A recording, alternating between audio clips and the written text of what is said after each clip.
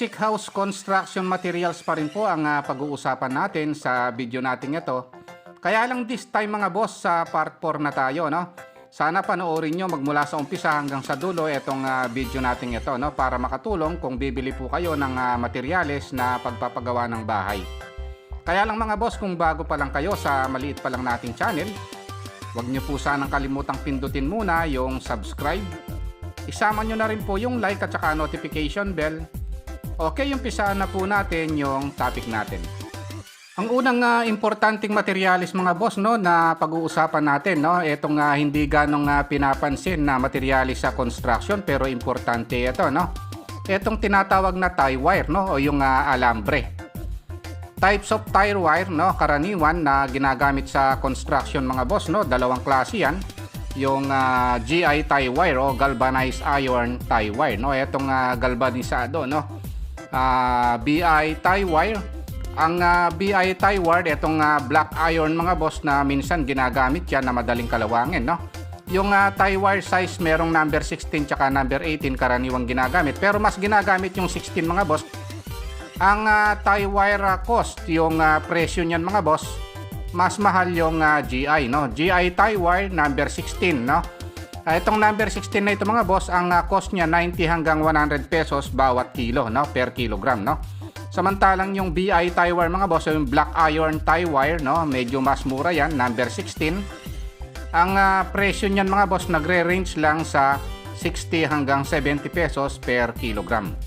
Ayan yung alambre mga boss na madalas gamitin sa pantali ng bakal, yung bakal ng poste, biga at marami pang iba mga boss, no.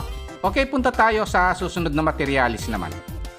Ang susunod na materialis na pag-uusapan natin mga boss, no, ito ay isa sa pinaka-importanting materialis sa paggawa ng bahay, no. Itong tinatawag na CHB or concrete hollow blocks, no. May sukat yan karaniwan mga boss, 4 inches, 5 inches, 6 inches, hanggang 8 inches mga boss, no, pero bihirang gamitin yan. Tapos yung CHB na yan mga boss, merong types yan o mga uri, no. Ang isa niyan ay yung tinatawag na load-bearing CHB. Ito yung hollow block na nakadesign para magbit-bit ng bigat na kasama ng poste mga boss, no? At ang isa naman ay yung non-load-bearing CHB karaniwan. Ito yung mga ordinaryong hollow block mga boss. By the way, meron akong isang video mga boss ng load-bearing CHB tsaka non-load-bearing CHB. Sana panoorin nyo yun. Detalyado kong diniscuss doon, no?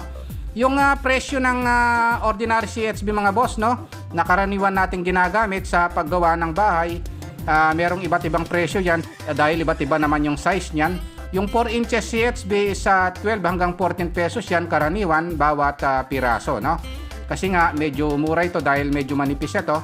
Yung 5 inches naman na CHB is 15 hanggang 17 pesos yan per piece, no. Medyo mahal ng konti yan sa 4 inches dahil medyo makapal yan. At saka yung 6 inches na hollow block, 18 hanggang 20 pesos yan bawat piraso. Ayan yung cost or presyo ng hollow block. Karaniwan ganyan ang presyo niyan mga boss, no. Siyempre nagbabago yan pagka malapit ang i-deliver, medyo mura. Pagka malayo ang pagdideliveran, medyo mahal. Ayan yung tungkol sa hollow block mga boss. Okay, punta tayo sa susunod na topic naman. Ang susunod na importanteng materialis mga boss na pag-uusapan natin na ginagamit sa paggawa ng bahay mga boss, no, o hindi lang sa paggawa ng bahay, sa construction, etong pako mga boss or nail, no. Merong types yan o uri ng pako, common wire nail, concrete nail, finishing nail, umbrella nail at marami pang iba mga boss, no. May mga sukat yan, karaniwan merong 1 inch, 2 inches, 3 inches, 4 inches at malalaki pang sukat mga boss ng pako, no. Tapos yung presyo naman yan, no. Siyempre iba-iba yung presyo niyan dahil iba-ibang pako yan. Yung cost of nail per kilogram mga boss, yung common wire nail, ito yung pinakakaraniwang pako, medyo may kamurahan ito, 90 hanggang 100 pesos yan per kilogram, no. Tapos yung concrete nail mga boss, medyo mahal ng konti. Yung concrete nail, no, 110 hanggang 125 pesos per kilogram, no. Ayan yung presyo ng dalawa. Pagkatapos dito sa umbrella nail mga boss, medyo mahal ito. Yung presyo niya 120 hanggang 150 pesos per kilogram, no? I-search nyo lang yung ibang klase ng pako mga boss kung magkano per kilo, no? Okay, ayun lang yung tungkol sa pako mga boss, no? Kung nagustuhan nyo itong video natin mga boss, no, huwag nyo po sanang kalimutang pindutin muna yung subscribe, no, dito sa maliit pa lang nating channel. Isama nyo na rin po yung like at saka notification bell. Thank you very much at God bless po sa inyong lahat.